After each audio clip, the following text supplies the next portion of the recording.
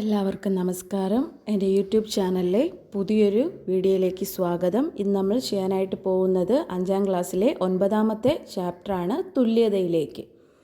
First chapter just ഒന്ന് വായിച്ചു വിട്ടിരുന്നാൽ മതി, വേറെ പോയിൻറ്റ്സ് ആയിട്ടൊന്നുമില്ല.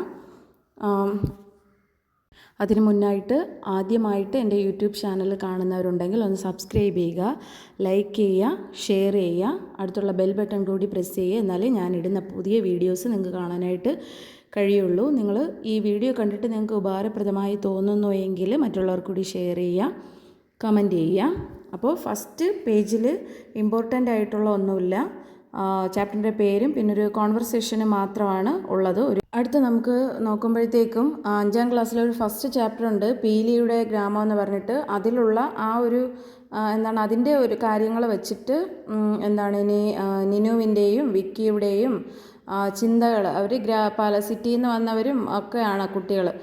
അപ്പോൾ അവരുടെ ചിന്തകളാണ് ഈ കൊടുത്തിരിക്കുന്നത്. അതിലും വിശദീകരിക്കാനായിട്ട് വേറെ പ്രത്യേകിച്ചൊന്നുമില്ല.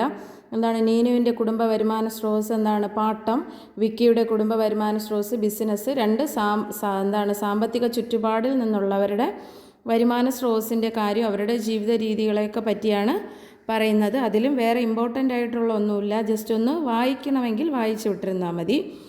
അടുത്തത് നോക്കുമ്പോഴത്തേക്കും അതിലും വേറെ പ്രത്യേകിച്ചൊന്നുമില്ല. വരുമാനം, കുടുംബം മാസവരുമാനം എന്നുള്ളത് മാത്രമാണുള്ളത്. പിന്നെ മാസവരുമാനം, ഒരു പഞ്ചായത്തിലെ ഒരു കുടുംബത്തിൻ്റെ മൊത്തം മാസവരുമാനവും അതിൻ്റെ തൊഴിലിൽ നിന്നുള്ള വരുമാനം എത്ര, വരുമാന സ്രോതസ്സുകളുടെ വ്യത്യാസം, അത് മാത്രമാണ് രണ്ടാമത്തെ അല്ല ഒരു 3ാമത്തെ പേജിലും കൊടുത്തിരിക്കുന്നത്. വേറെ ഇമ്പോർട്ടൻ്റ് ആയിട്ടൊന്നും അതിൽ ഒന്നും നോക്കാനായിട്ട് ഇല്ല.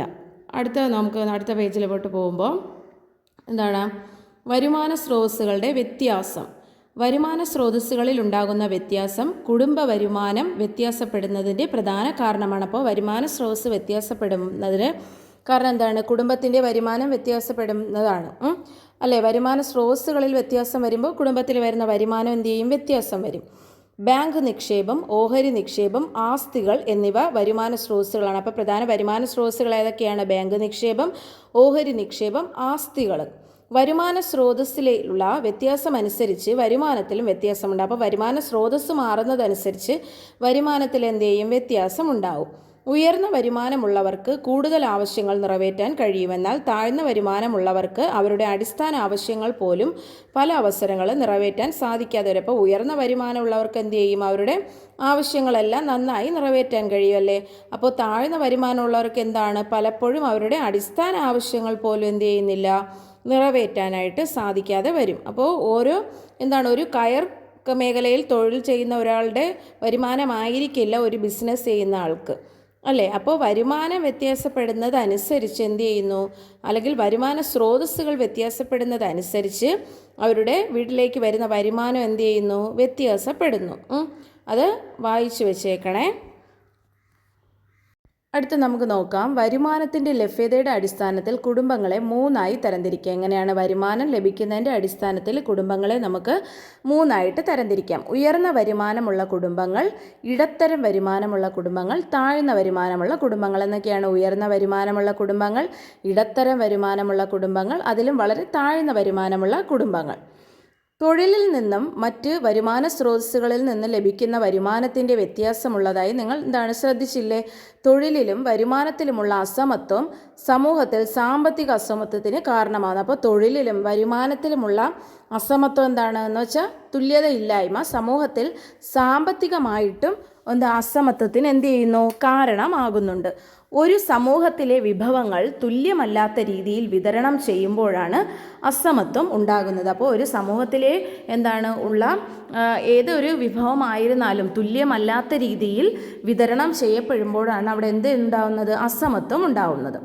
എന്താണ് സാമ്പത്തിക അസമത്വം? സാമ്പത്തിക അസമത്വം എന്നത് ഒരു സമൂഹത്തിലെ വ്യക്തികൾ അല്ലെങ്കിൽ സംഘങ്ങൾക്കിടയിൽ സമ്പത്ത്, വരുമാനം അല്ലെങ്കിൽ വിഭവങ്ങൾ എന്നിവയുടെ അസമമായ വിതരണത്തെ സൂചിപ്പിക്കുന്നു. അപ്പോൾ സാമ്പത്തിക അസമത്വം എന്ന് പറഞ്ഞാൽ ഒരു സമൂഹത്തിലെ വ്യക്തികൾ അല്ലെങ്കിൽ ഒരു സംഘങ്ങൾക്കിടയിൽ സമ്പത്ത്, വരുമാനം അല്ലെങ്കിൽ വിഭവങ്ങൾ തുല്യമല്ലാത്ത രീതിയിൽ വിതരണം ചെയ്യപ്പെടുമ്പോഴാണ് എന്തൊന്നുണ്ടാകുന്നത്, സാമ്പത്തിക അസമത്വം ഉണ്ടാകുന്നത്. ഇത് പലപ്പോഴും അവസരങ്ങൾ, വിദ്യാഭ്യാസം, തൊഴിൽ, ആരോഗ്യ സംരക്ഷണം, രാഷ്ട്രീയ അധികാരം എന്നിവയിലേക്കുള്ള പ്രാപ്യതയിലെ അസമത്വത്തിലേക്ക് നയിക്കുന്നു. എന്തിലാണ്? വിദ്യാഭ്യാസത്തിൻ്റെ, പിന്നെ അവസരങ്ങളുടെ, തൊഴിലിൻ്റെ, ആരോഗ്യ സംരക്ഷണത്തിൻ്റെ, രാഷ്ട്രീയ അധികാരത്തിൻ്റെ ഒക്കെ ലഭിക്കുന്നതിൻ്റെ അസമത്വത്തിലേക്കാണ് ഇത് എന്ത് ചെയ്യുന്നത്, നയിക്കുന്നത്. വിഭവങ്ങളുടെയും അവസരങ്ങളുടെയും കൂടുതൽ തുല്യമായ വിതരണം ലക്ഷ്യമിട്ടുള്ള വിവിധ നയങ്ങളിലൂടെയും സംരംഭങ്ങളിലൂടെയും സാമ്പത്തിക അസമത്വം പരിഹരിക്കാൻ സർക്കാർ ശ്രമിക്കുന്നു. അപ്പോൾ സർക്കാർ എങ്ങനെയാണ് ഇതിനു വേണ്ടി ഈ സാമ്പത്തിക അസമത്വം ഇല്ലാതാക്കാൻ ശ്രമിക്കുന്നത്?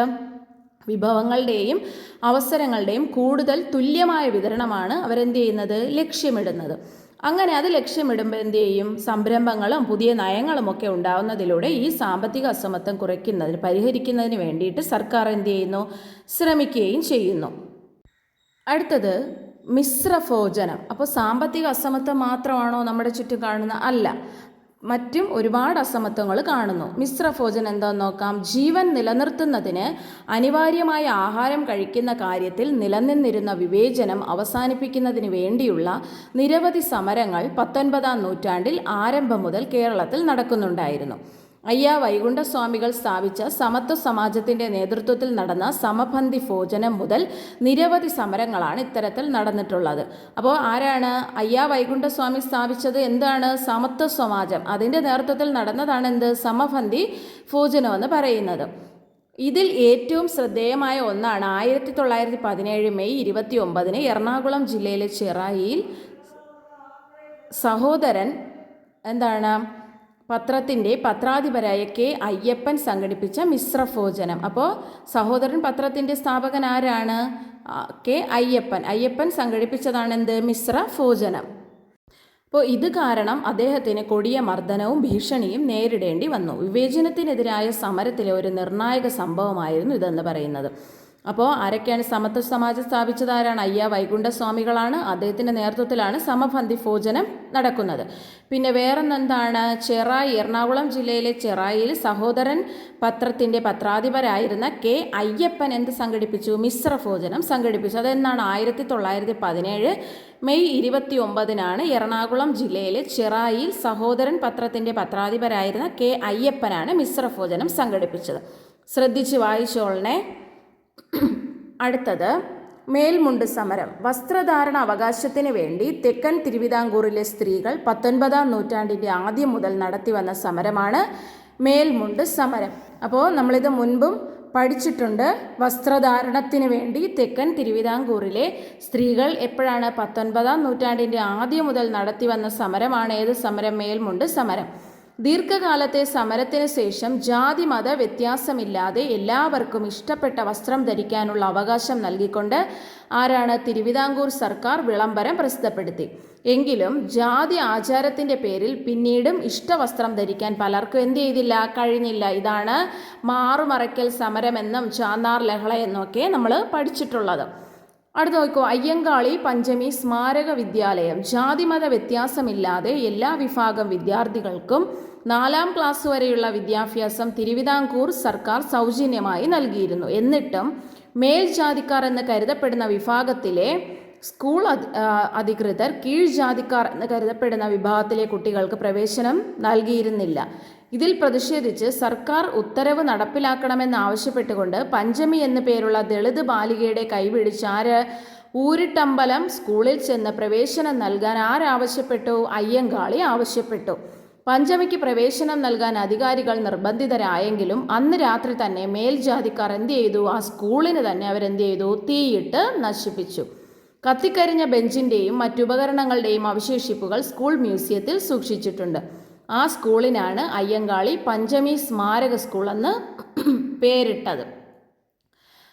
സാമൂഹികമായി എല്ലാ ജനവിഭാഗങ്ങൾക്കും തുല്യരല്ലാത്ത അവസ്ഥയാണ് സാമൂഹിക അസമത്വം. അപ്പോൾ സാമൂഹിക അസമത്വം എന്ന് പറഞ്ഞാൽ എന്താണ്? സാമൂഹികപരമായി എല്ലാ ജനവിഭാഗങ്ങളും തുല്യരല്ലാത്ത അവസ്ഥ. പദവി, അവകാശങ്ങൾ, അവസരങ്ങൾ എന്നിവയിൽ തുല്യമല്ലാത്ത അവസ്ഥ സാമൂഹിക അസമത്വം സൃഷ്ടിക്കുന്നു.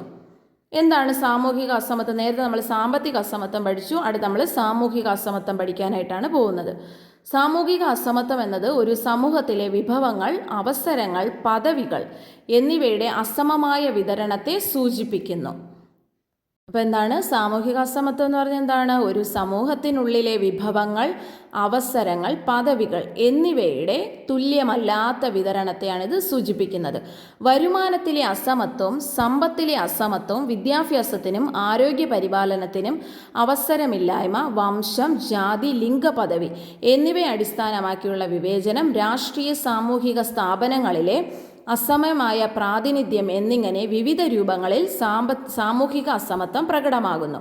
സാമൂഹിക അസമത്വത്തെ ഉന്മൂലനം ചെയ്യുന്നതിന് സമൂഹത്തിലെ എല്ലാ അംഗങ്ങൾക്കും തുല്യത, നീതി, തുല്യ അവസരങ്ങൾ എന്നിവ ലക്ഷ്യമാക്കിയിട്ടുള്ള നയങ്ങൾ എന്ത് ചെയ്യുന്നുണ്ട്? സർക്കാർ രൂപീകരിക്കുന്നുണ്ട്. അപ്പോൾ സാമൂഹിക അസമത്വം ഇല്ലാതാക്കുന്നതിന് വേണ്ടി തുല്യതയും നീതിയും പിന്നെ തുല്യ അവസരങ്ങളും ഒക്കെ ലക്ഷ്യമിട്ടുകൊണ്ട് സർക്കാർ എന്ത് ചെയ്യുന്നുണ്ട്? പുതിയ പുതിയ നയങ്ങൾ എന്ത് ചെയ്യുന്നുണ്ട്?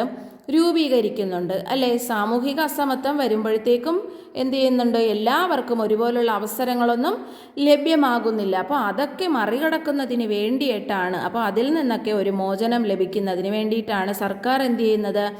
ഇന്ന് പുതിയ പുതിയ നയങ്ങളും പുതിയ പുതിയ പദ്ധതികളൊക്കെ സർക്കാർ എന്ത് ചെയ്യുന്നത്? ലക്ഷ്യമിടുന്നത് കേട്ടോ. അപ്പോൾ ഈ ചാപ്റ്ററിൽ കുറേ ഇമ്പോർട്ടൻസ് ആയിട്ടുള്ള പോയിൻറ്റ്സ് ഉണ്ട്, നോട്ട് ചെയ്ത് വെച്ച് പഠിക്കുക. അപ്പോൾ അടുത്ത് നമുക്ക് എന്താണെന്ന് നോക്കാം. എന്താണ് സാമൂഹിക അസമത്വത്തിനുള്ള കാരണങ്ങളും അതിനെ സ്വാധീനിക്കുന്ന ഘടകങ്ങളും എന്തൊക്കെയെന്ന് നോക്കാം. എന്താണ് സാമ്പത്തിക അസമത്വം? സാമ്പത്തിക അസമത്വത്തെ സ്വാധീനിക്കുന്ന ഒരു ഘടകമാണ് വരുമാനത്തിലെ വ്യത്യാസം, തൊഴിലില്ലായ്മ, വിഭവങ്ങളുടെ ലഭ്യതക്കുറവ്, കൂലി അല്ലെങ്കിൽ ശമ്പളത്തിലെ വ്യത്യാസം. അപ്പോൾ സാമ്പത്തിക അസമത്വം ഉണ്ടാകാനുള്ള കാരണം എന്താണ്? വരുമാനത്തിലെ വ്യത്യാസം, തൊഴിലില്ലായ്മ, വിഭവങ്ങളുടെ ലഭ്യതക്കുറവ്, കൂലി അല്ലെങ്കിൽ ശമ്പളത്തിലെ വ്യത്യാസം.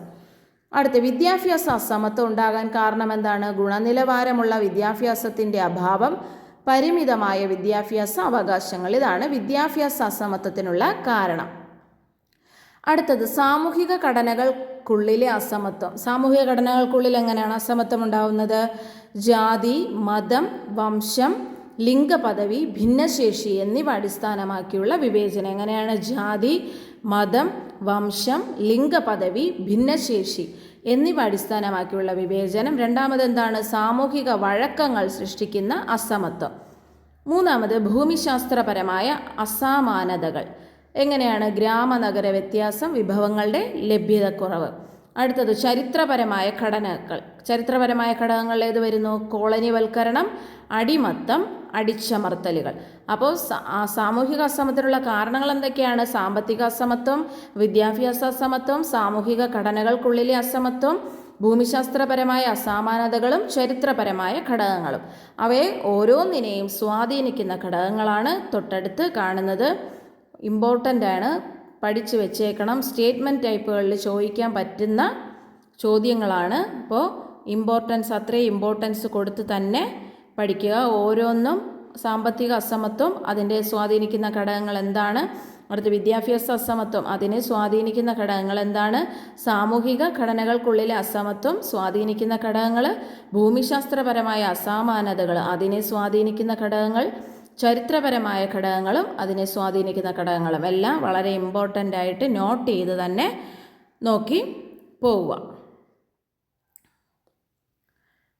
അടുത്തത് എന്താണ്? താഴോട്ട് വരുമ്പോൾ നോക്കാം.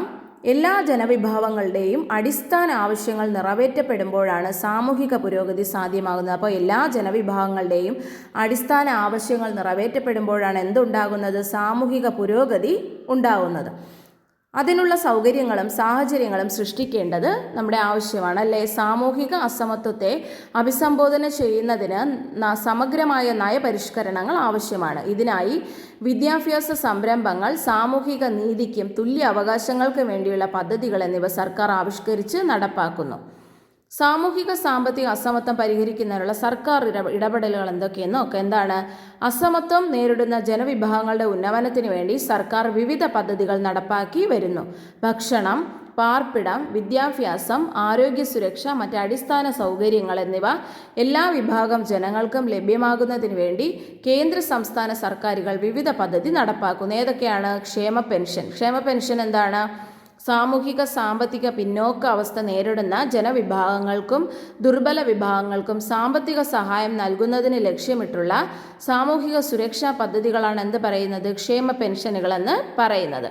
മുതിർന്ന പൗരർ, ഭിന്നശേഷിക്കാർ, വിധവകൾ, 50 വയസ്സിന് മുകളിലുള്ള അവിവാഹിതരായ സ്ത്രീകൾ, കർഷക തൊഴിലാളികൾ മുതലായവരാണ് ക്ഷേമ പെൻഷനുകളുടെ പ്രധാന ഗുണഭോക്താക്കൾ. സർക്കാർ നടപ്പാക്കുന്ന വിവിധ ക്ഷേമ പെൻഷൻ ഏതൊക്കെയാണ്? കർഷക തൊഴിലാളി പെൻഷൻ, വാർദ്ധക്യകാല പെൻഷൻ. അടുത്ത് നോക്കാം സ്കോളർഷിപ്പുകൾ. വിദ്യാഭ്യാസ ആവശ്യത്തിന് വിദ്യാർത്ഥിനികൾക്ക് നിരവധി സ്കോളർഷിപ്പുകൾ ഏർപ്പെടുത്തിയിട്ടുണ്ട്. വിദ്യാർത്ഥികൾക്ക് ലഭിക്കുന്ന സ്കോളർഷിപ്പുകൾ ഏതൊക്കെയാണ്? Pre metric scholarship, post metric scholarship, ഇതുപോലുള്ള ഒരുപാട് സ്കോളർഷിപ്പുകൾ ഇന്ന് ലഭ്യമാണ്. നോക്കാം. ആവശ്യ സാധനങ്ങൾ വിലക്കുറവിൽ ലഭ്യമാകുന്ന സംവിധാനങ്ങളാണ് പൊതുവിതരണം എന്ന് വെച്ചാൽ നമ്മുടെ റേഷൻ കടകളിലെ, അതുപോലെ മാവേലി സ്റ്റോർ, നീതി സ്റ്റോർ എന്നിവ സർക്കാർ നൽകുന്ന സബ്സിഡികളോടെ ഈ കേന്ദ്രങ്ങളിൽ നിന്ന് വിലക്കുറവിൽ നമുക്ക് സാധനങ്ങൾ വാങ്ങാനായിട്ട് സാധിക്കുന്നു. എന്താണ് സബ്സിഡി? വ്യക്തികൾക്കോ സ്ഥാപനങ്ങൾക്കോ മാനദണ്ഡങ്ങൾക്കനുസരിച്ച് സർക്കാർ നൽകുന്ന സാമ്പത്തിക ആനുകൂല്യമോ പിന്തുണയോ ആണ് സബ്സിഡി എന്ന് പറയുന്നത്. അപ്പോൾ സാമ്പത്തികമായിട്ട് വ്യക്തികൾക്കോ സ്ഥാപനങ്ങൾക്കോ സർക്കാർ നൽകുന്ന ആനുകൂല്യമോ പിന്തുണയോ ആണ് സബ്സിഡി എന്ന് പറയുന്നത്. നേരിട്ടോ അല്ലാതെയോ സബ്സിഡി നൽകാം. അപ്പോൾ സബ്സിഡി നേരിട്ട് നൽകാം, അല്ലാതെയും നൽകാം. പണമായി നൽകുന്ന പിന്തുണ നേരിട്ടുള്ള സബ്സിഡിയെ സൂചിപ്പിക്കുന്നത്. അപ്പോൾ പണമായിട്ടാണ് നമുക്ക് ലഭിക്കുന്നതെങ്കിൽ നേരിട്ടുള്ള സബ്സിഡിയും. പിന്നെ എന്താണ്? നികുതി നിരക്ക് കുറയ്ക്കുക അല്ലെങ്കിൽ വായ്പകൾക്ക് കുറഞ്ഞ പലിശ ഈടാക്കുക എന്നിവ പരോക്ഷ സബ്സിഡിയിൽ പെടുന്നു. അവിടെ നോക്കാം. ദാരിദ്ര്യ ലഘൂകരണത്തിനും സാമൂഹിക അസമത്വം കുറയ്ക്കുന്നതിനുമായി നിരവധി പദ്ധതികളും പരിപാടികളും കേന്ദ്ര സംസ്ഥാന സർക്കാരുകളും തദ്ദേശ സ്വയംഭരണ സ്ഥാപനങ്ങളും നടപ്പാക്കി വരുന്നുണ്ട്. അവയിൽ ചിലതാണ് ഏതൊക്കെ പറയുന്നത്. അപ്പോൾ ദാരിദ്ര്യ ലഘൂകരണം കുറയ്ക്കുന്നതിനും സാമൂഹിക അസമത്വം കുറയ്ക്കുന്നതിനും നിരവധി പദ്ധതികളും പരിപാടികളും കേന്ദ്ര സംസ്ഥാന സർക്കാരുകൾ മാത്രമല്ല തദ്ദേശ സ്വയംഭരണ സ്ഥാപനങ്ങളും നടപ്പാക്കുന്നു. അവയിൽ ചിലതാണ് എന്താണ്? മഹാത്മാഗാന്ധി ദേശീയ ഗ്രാമീണ തൊഴിലുറപ്പ് പദ്ധതി. നമുക്ക് എല്ലാവർക്കും അറിയാവുന്നതാണ് അല്ലേ ഇത്? ഗ്രാമീണ മേഖലയിൽ അധിവസിക്കുന്ന ഏതൊരു കുടുംബത്തിനും ഒരു സാമ്പത്തിക വർഷം 100 ദിവസത്തിൽ കുറയാത്ത അവിദഗ്ധ കായിക തൊഴിൽ ഈ പദ്ധതിയിലൂടെ ഉറപ്പാക്കുന്നു. അപ്പോൾ 100 വർഷത്തിൽ കുറയാത്ത തൊഴിൽ അവർക്ക് ലഭ്യമാക്കുന്നു. 18 വയസ്സിന് മുകളിലുള്ള വ്യക്തികളാണ് ഇതിൻ്റെ ഗുണഭോക്താക്കൾ. അപ്പോൾ 18 വയസ്സിന് മുകളിലുള്ളവർക്ക് ഇതിൻ്റെ ആനുകൂല്യം ലഭിക്കുകയുള്ളൂ. കേന്ദ്ര സംസ്ഥാന സർക്കാരുകൾ ആവിഷ്കരിച്ച് നടപ്പാക്കുന്ന ദാരിദ്ര്യ നിർമ്മാർജ്ജന പദ്ധതിയാണ് എന്ത് പറയുന്നത്? മഹാത്മാഗാന്ധി ഗ്രാമീണ തൊഴിലുറപ്പ് പദ്ധതി. അപ്പോൾ ഇത് ആര് നടപ്പിലാക്കുന്നു? കേന്ദ്ര സംസ്ഥാന സർക്കാരുകളാണ് ഇതെന്ത് ചെയ്യുന്നത്? നടപ്പിലാക്കുന്നത്. അടുത്ത് നോക്കാം. Life mission. ലൈഫ് മിഷൻ എന്താണ്? കേരളത്തിലെ എല്ലാ ഭവനരഹിതർക്കും ഭവനം പൂർത്തിയാക്കുന്നതിനും നിലവിലുള്ള പാർപ്പിടം വാസയോഗ്യമാക്കുന്നതിനും സുരക്ഷിതവും മാന്യവുമായ പാർപ്പിട സംവിധാനം ഒരുക്കി നൽകുക എന്നതാണ് സമ്പൂർണ്ണ പാർപ്പിട പദ്ധതി അല്ലെങ്കിൽ ലൈഫ് പദ്ധതിയുടെ ലക്ഷ്യം. കേരള സർക്കാരുകൾ ആവിഷ്കരിച്ച് നടപ്പാക്കുന്ന പദ്ധതിയാണ് എന്ത് പറയുന്നത്? ലൈഫ് പദ്ധതി എന്ന് പറയുന്നത്. അപ്പോൾ വീടില്ലാത്തവർക്കും അല്ലെങ്കിൽ സ്ഥലമില്ലാത്തവർക്ക് വീട് വയ്ക്കുന്നതിനും സ്ഥലമുണ്ടായിട്ട് വീട് വയ്ക്കാൻ പറ്റാത്തവർക്ക് വീട് വയ്ക്കുന്നതിനും വേണ്ടി നൽകുന്ന കേരള സർക്കാരിൻ്റെ പദ്ധതിയാണ്, ഒരു ധനസഹായം നൽകുന്ന പദ്ധതിയാണ് എന്ത് പറയുന്ന? ലൈഫ് മിഷൻ എന്ന് പറയുന്നത്. ഇതൊരു പാർപ്പിട പദ്ധതിയാണ്. അടുത്തത് തീരമൈത്രി. മത്സ്യത്തൊഴിലാളി സമൂഹത്തിലെ കുടുംബത്തിലെ വനിതകളെ സംരംഭകരാക്കി സമൂഹത്തിൻ്റെ മുഖ്യധാരയിൽ എത്തിക്കുന്നതിന് ചെറുകിട തൊഴിൽ സംരംഭകരുടെ വികസന പദ്ധതി കേരള സർക്കാർ നടപ്പിലാക്കി വരുന്നു. കേരളത്തിലുടനീളം നടപ്പിലാക്കുന്ന ഈ പദ്ധതിയിലൂടെ മത്സ്യത്തൊഴിലാളി വനിതകളുടെ സാമൂഹിക സാമ്പത്തിക ശാക്തീകരണം ഉറപ്പുവരുത്തുന്നതിന് എന്ത് ചെയ്യുന്നു? സാധിക്കുന്നു. ഇതാണ് തീരമൈത്രി. അടുത്തത് കൈവല്യ. ഭിന്നശേഷിയുള്ള ഉദ്യോഗാർത്ഥികൾക്കായി കേരള സർക്കാർ നടപ്പാക്കുന്ന പുനരധിവാസ പദ്ധതിയാണ് കൈവല്യ എന്ന് പറയുന്നത്. ഭിന്നശേഷിയുള്ള ഉദ്യോഗാർത്ഥികൾക്കായി കേരള സർക്കാർ നടപ്പാക്കുന്ന പുനരധിവാസ പദ്ധതിയാണ് കൈവല്യ. അവസര തുല്യത, സാമൂഹിക ഉൾച്ചേർക്കൽ എന്നിവയാണ് ഈ പദ്ധതിയുടെ ലക്ഷ്യം. അടുത്തത് വിദ്യാവാഹിനി. ഗോത്ര സമൂഹത്തിലെ വിദ്യാർത്ഥികൾക്ക് സ്കൂളിൽ പോയി വരാൻ വാഹന സൗകര്യം ഒരുക്കുന്ന പദ്ധതിയാണ് വിദ്യാവാഹിനി. കുട്ടികളുടെ യാത്രാ സൗകര്യം ഉറപ്പുവരുത്തി കൊഴിഞ്ഞുപോക്ക് തടയുക എന്ന ലക്ഷ്യത്തോടു കൂടിയാണ് ഈ പദ്ധതി എന്ത് ചെയ്യുന്നത്? നടപ്പാക്കുന്നത്. അടുത്ത ജനനി ജന്മരക്ഷ. എന്താണ്? ഗോത്ര വിഭാഗത്തിൽപ്പെട്ട ഗർഭിണികൾക്കും അമ്മമാർക്കും പോഷകാഹാരം ലഭിക്കുന്നതിനുള്ള കേരള സർക്കാർ നടപ്പാക്കുന്ന പദ്ധതിയാണ് എന്ത്? ജനനി ജന്മരക്ഷ. അപ്പോൾ ഗർഭിണികളായ ഗോത്ര വിഭാഗത്തിൽപ്പെട്ട അമ്മമാർക്ക് പോഷകാഹാരം ലഭ്യമാകുന്ന പദ്ധതിയാണ് ജനനി ജന്മരക്ഷ. അടുത്തത് പ്രതിഭാതീരം. തീരദേശ മേഖലയിലെ കുട്ടികളുടെ വിദ്യാഭ്യാസ പുരോഗതിക്കായി സർക്കാർ നടപ്പിലാക്കുന്ന പദ്ധതി, കേരള സർക്കാർ നടപ്പാക്കുന്ന പദ്ധതിയാണ് പ്രതിഭാതീരം. അടുത്തത് ഗോത്രബന്ധു. ഗോത്ര വിഭാഗത്തിൽപ്പെട്ട വിദ്യാർത്ഥികളുടെ ഭാഷാ പ്രശ്നം പരിഹരിക്കുക, കൊഴിഞ്ഞുപോക്ക് തടയുക എന്നീ ലക്ഷ്യങ്ങൾ കൈവരിക്കുന്നതിന് ഗോത്രഭാഷയിലും മലയാളത്തിലും പരിജ്ഞാനമുള്ള യോഗ്യരായ ഗോത്ര വിഭാഗക്കാരെ പ്രൈമറി സ്കൂളുകളിൽ അധ്യാപകരായി നിയമിക്കുന്ന കേരള സർക്കാർ പദ്ധതിയാണ് എന്ത് പറയുന്നത്? ഗോത്രബന്ധു എന്ന് പറയുന്നത്. ഇത് ഇത്രയും വളരെ ഇമ്പോർട്ടൻ്റ് ആയിട്ടുള്ള കാര്യങ്ങളാണ്. നോട്ട് ചെയ്ത് പഠിക്കുക. കേരളത്തിലെ സാമൂഹിക ക്ഷേമ പദ്ധതികൾ എന്ന് പറഞ്ഞിട്ട് ഒരു ടോപ്പിക്ക് നമുക്ക് പഠിക്കാനായിട്ടുണ്ട് LGS സിലബസിലോ എല്ലാം. അതുകൊണ്ട് ഇമ്പോർട്ടൻ്റ് ആണ്, നോക്കി വെച്ച് പഠിക്കുക. അടുത്ത നോക്കാം, പദ്ധതികളും സവിശേഷതകളും. നേരത്തെ നമ്മൾ പറഞ്ഞത് തന്നെയാണ്, ഇവിടെ ഒരു ടേബിളിലാക്കി വെച്ചേക്കുന്നു. അടുത്തെന്താണ്? വളരുന്ന കേരളം, വളർത്തിയവർക്ക് ആദരം, അന്നം തരുന്ന കൈകൾക്ക് സല്യൂട്ട്. പോസ്റ്ററാണേ. നോക്കാം. അസമത്വങ്ങൾക്ക് സാമൂഹിക പുരോഗതിക്ക് തടസ്സം സൃഷ്ടിക്കുന്നു. അപ്പോൾ അസമത്വങ്ങൾ എന്ത് ചെയ്യുന്നു? സാമൂഹിക പുരോഗതിക്ക് തടസ്സം സൃഷ്ടിക്കുന്നുണ്ട്. ഭരണഘടന പൗരന്മാർക്ക് ഉറപ്പ് നൽകുന്ന തുല്യതയിലേക്ക് എല്ലാ മനുഷ്യരെയും എത്തിക്കുന്നതിനും സാമൂഹിക പുരോഗതി സാധ്യമാക്കുന്നതിനും കേന്ദ്ര സംസ്ഥാന സർക്കാരുകൾ വിവിധ പദ്ധതികൾ ആവിഷ്കരിച്ച് നടപ്പാക്കി വരുന്നു. അടിസ്ഥാന ആവശ്യങ്ങൾ നിറവേറ്റാനും സ്വതന്ത്രരായി ജീവിക്കാനുമുള്ള അവസരം എല്ലാ മനുഷ്യർക്കും ഉണ്ടാവണം. എല്ലാ മനുഷ്യരും തുല്യരാണെന്ന വസ്തുത തിരിച്ചറിഞ്ഞ് അസമത്വം നേരിടുന്ന ജനവിഭാഗങ്ങളെ ചേർത്തു നിർത്തേണ്ടതിൻ്റെ ആവശ്യകത ബോധ്യപ്പെട്ട് സമൂഹത്തിൽ നാം എന്ത് ചെയ്യണം?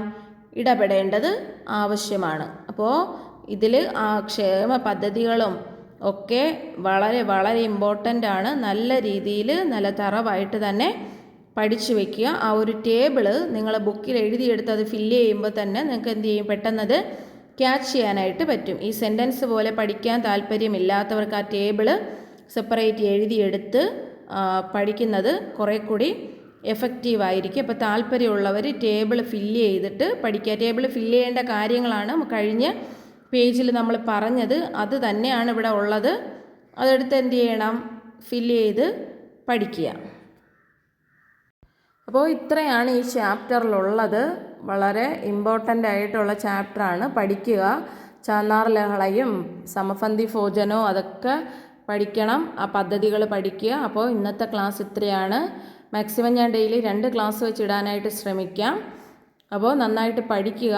അപ്പോൾ ഒന്നുകൂടി പറയുന്നു, ആദ്യമായിട്ട് ചാനൽ കാണുന്നവരുണ്ടെങ്കിൽ സബ്സ്ക്രൈബ് ചെയ്യുക. നിങ്ങൾക്ക് ഫലപ്രദമാണെന്ന് തോന്നുന്നെങ്കിൽ മറ്റുള്ളവർക്ക് കൂടി ഷെയർ ചെയ്യുക. അപ്പോൾ അടുത്ത് പുതിയൊരു ക്ലാസ്സുമായിട്ട് കാണുന്നത് വരെ എല്ലാവർക്കും താങ്ക് യു.